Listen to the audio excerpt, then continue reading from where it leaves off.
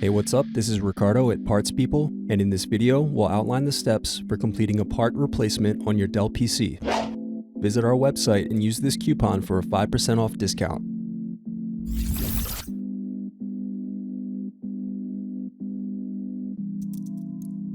Use thin object to peel off screw covers.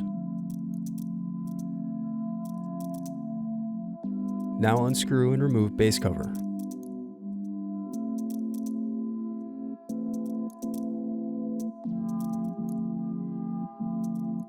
Then unscrew and disconnect battery.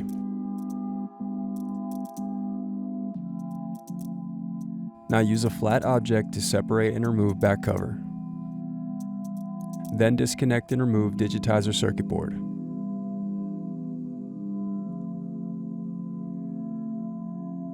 Thanks for watching. Don't forget to like and subscribe if you enjoyed this video. And if you need more, check out this playlist to watch other tutorials for your laptop. You can also click here to find parts for your laptop at partspeople.com.